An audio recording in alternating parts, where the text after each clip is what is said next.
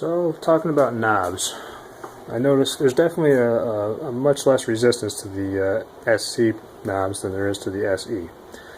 So that could be, I guess in a way, that can be a good thing or a bad thing depending on how you look at it, because you have, if you accidentally hit it, it's going to be more likely to change on you.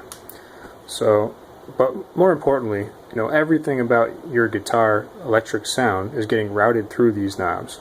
So if there's some if the knob creates some kind of an influence that you don't want on your sound, that's worth considering. If cheap knobs are more likely to influence your sound in a negative way than more expensive knobs, well then I guess it makes a whole lot of sense to have expensive knobs. But as far as the resistance of a knob, I really don't care which one's easy to turn.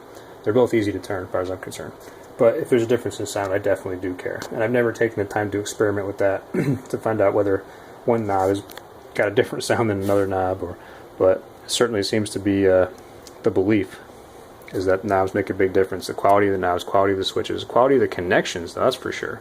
If you have a bad connection, speaking of which, this Gibson Les Paul, when I first bought it, I noticed that it was really, really noisy. And when I'd let go of the string, I get this wicked noise.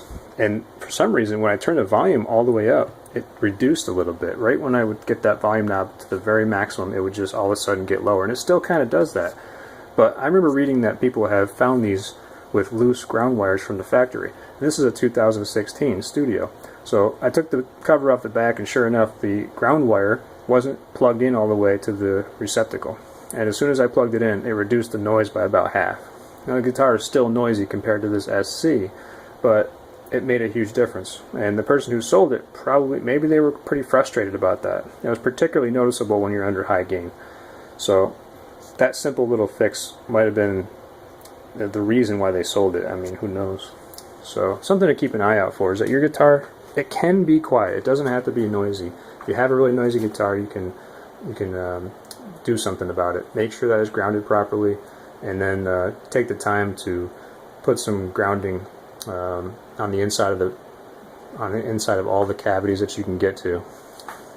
You can use tape, you can use paint, whatever is easier for you, and make sure all your solder connections are good and solid.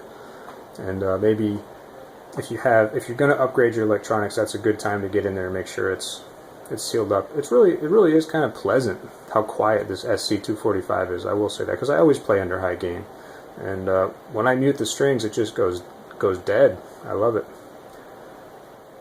And last but not least, well, I guess I didn't really talk about the nut. There's not a whole lot to talk about when it comes to nuts, I suppose, but the nut influences your sound when you have an open string. Any other time you're in any fret, the nut has pretty much nothing to do with it other than the tension.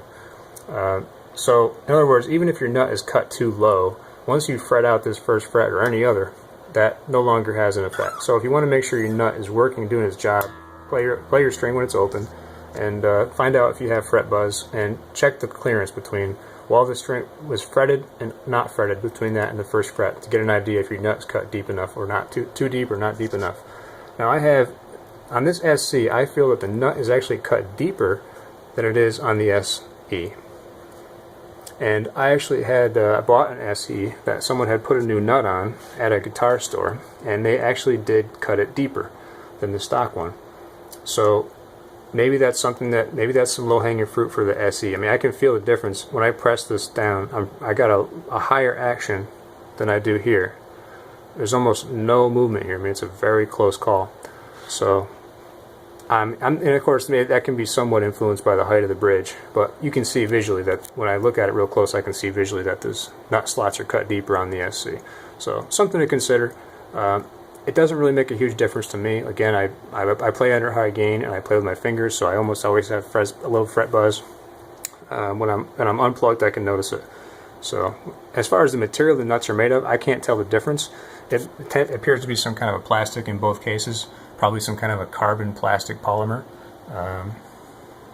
So again, that can influence your sound during the open string. Some people like to put metal nuts, roller nuts. There's all kinds of cool stuff you can do.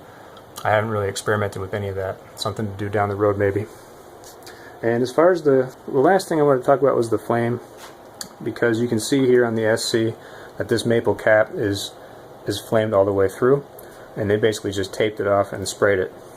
And if you shine a really bright flashlight, you can see where the thickness of this maple is in some parts it's a little thicker than where they sprayed.